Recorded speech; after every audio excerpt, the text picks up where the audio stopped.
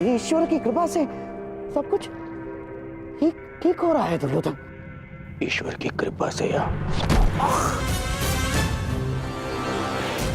आपके छल से मम्मश्री।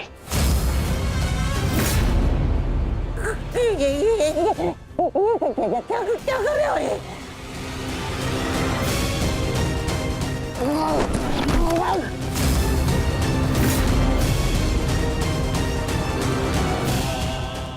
स्मरण कीजिए कि मैंने क्या कहा था। विराट पर प्रस्थान से पूर्व मैंने क्या कहा था मम्मश्री? क्या कर रहे हो? अपने मामा पर प्रहार कर रहे हो? और जो आपने मेरे पुत्री के साथ में किया वो क्या था? मैंने कहा था कि मम्मश्री मेरी पुत्री है, वो उसे अपने षड्यंत्र में सम्मिलित मत करना। स्मरण है कहा था कि दुर्योधन की पुत्री है वो, आपके चौसर का मेरू नहीं। स्मरण है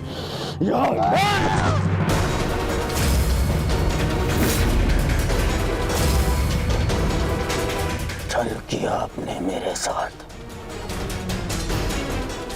अब स्वीकार कीजिए, स्वीकार करिए सत्य को कि आप कभी लक्ष्मणा का विवाह उत्तर से कराना ही नहीं चाहते थे।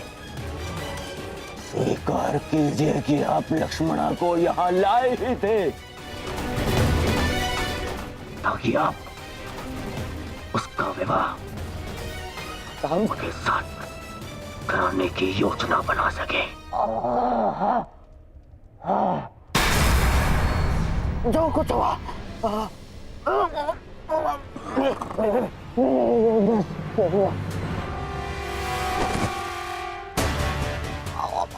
मरण तो क्यों, आपसे अच्छा कोई नहीं जानता कि मैं कृष्ण से कितनी घृणा करता हूँ। फिर भी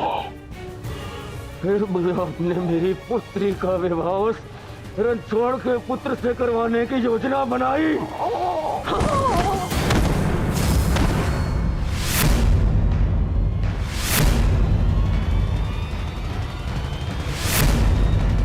तुम्हारे भलाई के लिए, हस्तिनापुर के भविष्य के लिए, हमारी बच्ची लक्ष्मणा की प्रसन्नता के लिए किया मैंने। बस मुझे बहुत ठेस पहुंची है दुर्योधन। जिस भांजे के लिए मैंने अपना राजपाट, अपनी प्रजा सबका त्याग करके यहाँ हस्तिनापुर में बैठ गया। इसे इतना अपना माना मैंने कि अपने संतान को भी भूल गया। वही आज मेरे प्राण लेने निकला है दुर्योधन। मैंने ये सब इसलिए किया कि होने वाले महायुद्ध में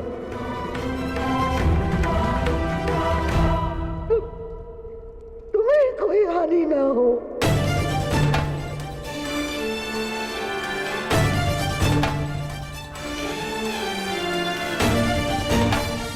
ऐसे लक्ष्मणा का विवाह करा, शाम से विवाह करा, क्या मैं बिना युद्ध के पांडवों से जीत जाऊंगा? नहीं, परंतु पांडवों की विजय के मार्ग में बाधा अवश्य आएगी। बाधा अवश्य आएगी।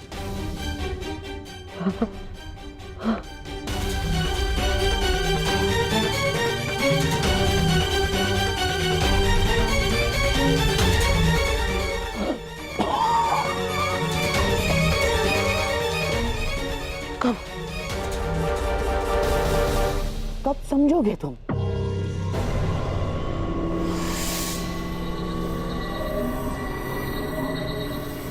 यदि यदि मैं ये ना करता तो कोई और करता, और लक्ष्मणा शाम की ही होकर रहती, क्योंकि शाम को उससे प्रेम है। यदि इस एक विवाह के कारण हमारे बच्चे लक्ष्मणा के जीवन में आनंद और तुम्हारे चरणों में विजय, तो क्या बुराई है?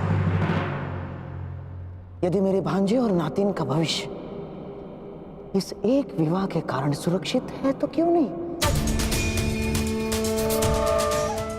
देखा ना तुमने, वासुदेव यदि हमारा साथ नहीं देंगे तो उन पांडवों का भी नहीं। अब हमें बलराम समेत किसी भी यादव योद्धा का भय नहीं, और ना द्वारका की नारायणी सेना का। दुर्योधन, अब इस युद्ध में हस्तिनापुर की विजय निश्चित है तो केवल इस विवाह के कारण।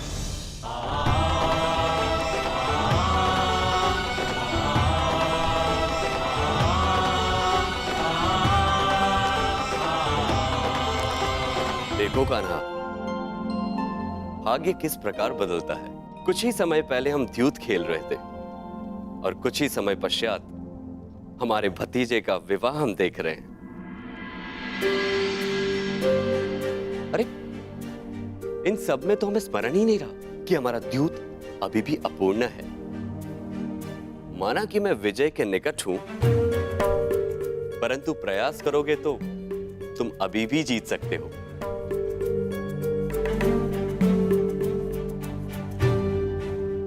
क्षमा चाहता हूं दाऊ, परंतु ये दाव भी मैं पूर्ण नहीं कर पाऊंगा। क्यों? क्या हुआ?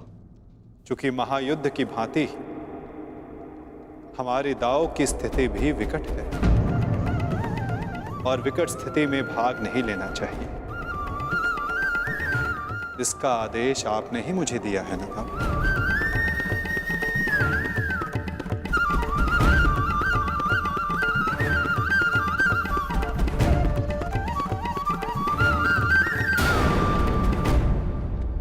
कर दीजिए मुझे। क्या करूं मैं? जब एक पुत्री विदा होती है तो उसके पिता के आंखों में अश्रु होते हैं, परंतु मेरी इन आंखों में अश्रु है क्योंकि मुझे मेरे शत्रु के समक्ष झुकना पड़ा। कितना बड़ा मूल्य चुका रहा हूं मैं इस विजय का, मामा श्री। कितना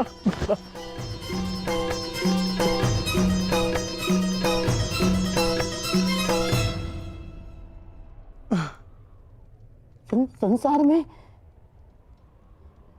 ऐसा कुछ भी नहीं दुर्योधन जो बिना मूल्य चुकाए मिल जाए।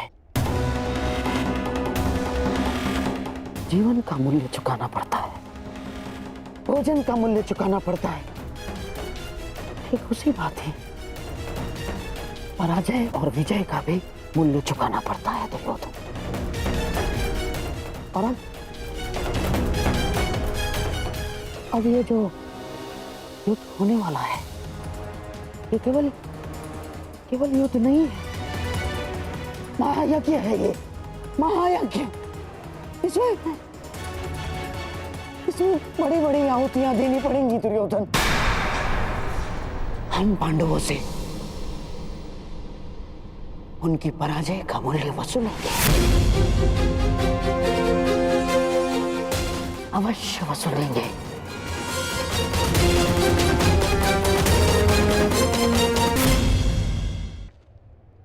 कान्हा,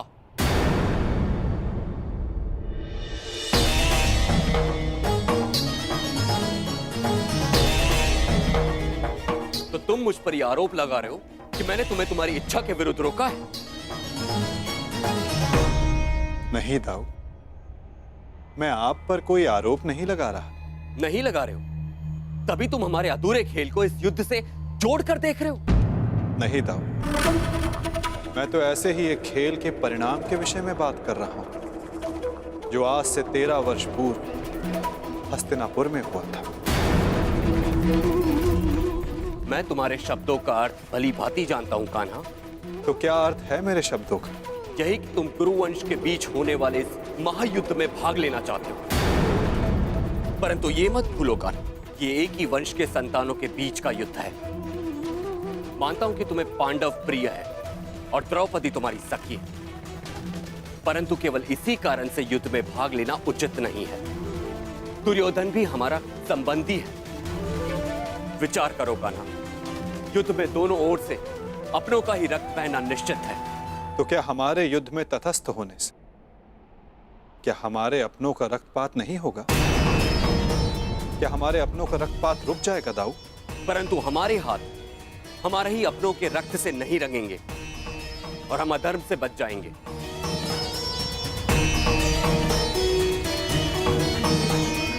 हाँ दाऊ, हमारे युद्ध में तटस्थ रहने से हम इस रक्तपात से अवश्य बच जाएंगे, परंतु क्या हम उनकी रक्षा कर पाएंगे जिनकी रक्षा करना धर्म की मांग है?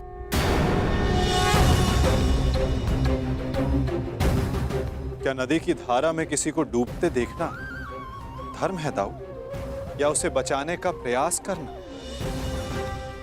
यदि धारा को बदलना है तो वस्त्र के भीगने का भय त्यागना पड़ता है।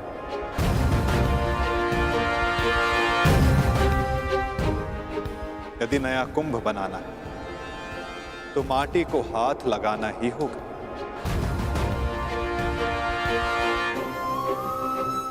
आप तो योद्धा हो दाऊ, क्या व्यू से बाहर रहकर व्यू को भेदा जा सकता है?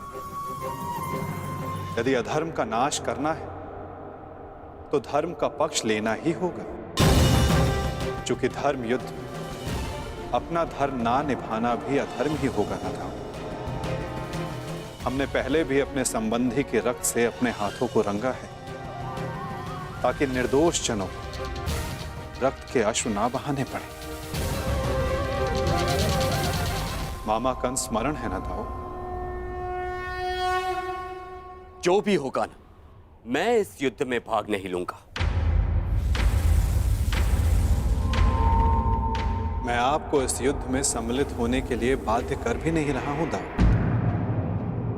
आपके निर्णय का पालन कर, आपके वचन का मान रखना मेरा धर्म है, जिसे मैं पूर्ण अवश्य करूंगा दाऊ।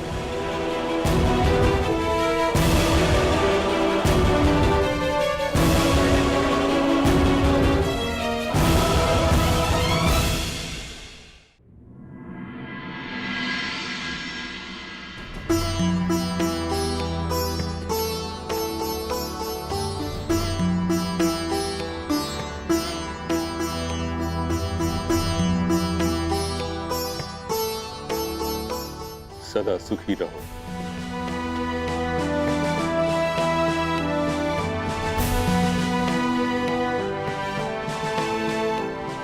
पुत्रवती भव।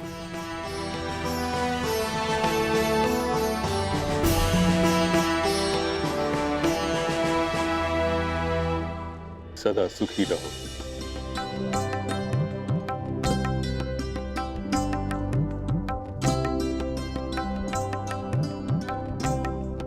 पुत्रवती भव।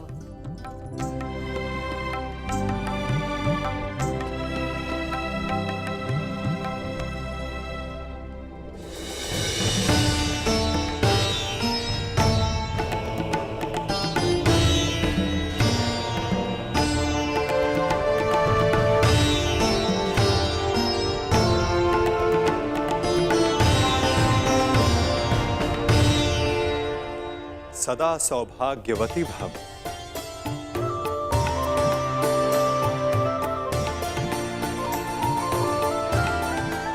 पुत्री लक्ष्मणा, मुझे बहुत प्रसन्नता हुई कि तुम्हारे पिता ने कन्या की स्वतंत्रता का मान रखा।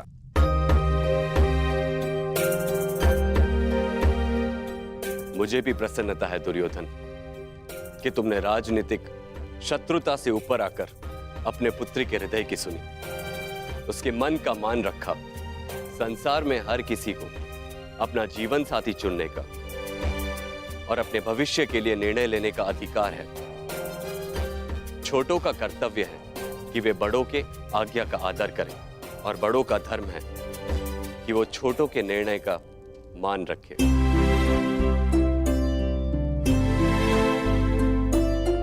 और मैं भी आज यही करने जा रहा हूं।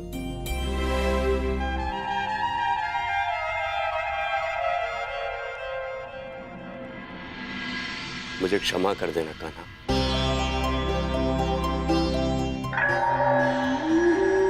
मैंने अपने अधिकार का अतिक्रमण किया। तुम्हारी ओर से मुझे निर्णय लेने का कोई अधिकार नहीं था।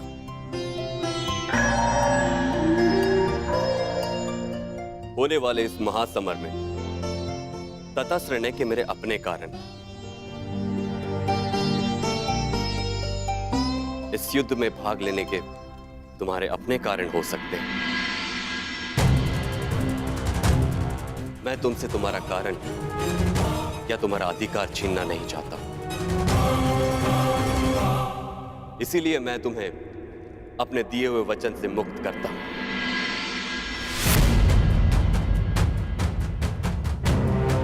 और युद्ध में तुम्हें किस पक्ष में जाना है, उसका निर्णय तुम स्वयं ले सकते हो।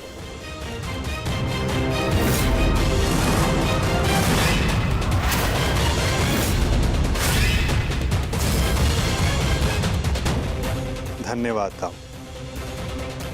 मैं जानता था कि आप मुझे निराश नहीं करेंगे।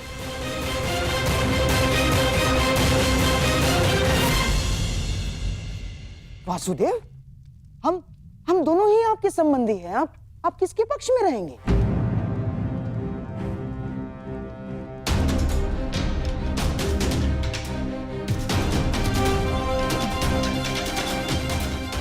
ना, मेरे कहने का तात्पर्य ये है वासुदेव कि अपनों का रक्त बहाना क्या अधर्म नहीं होगा? धर्म का समर्थन ना करना मेरे विचारों के अनुसार अधर्म है गांधार राज। जो सक्षम हो, आवश्यकता पड़ने पर उसे धर्म युद्ध में आगे बढ़ना चाहिए। और मैं इस धर्म युद्ध में सम्मिलित होऊंगा।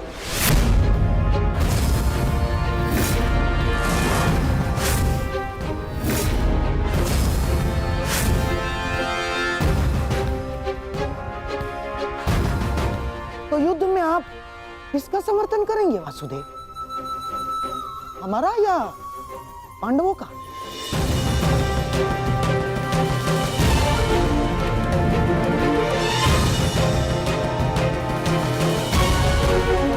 उसका गांधार राज जो मेरे पास सर्वप्रथम समर्थन मांगने आएगा।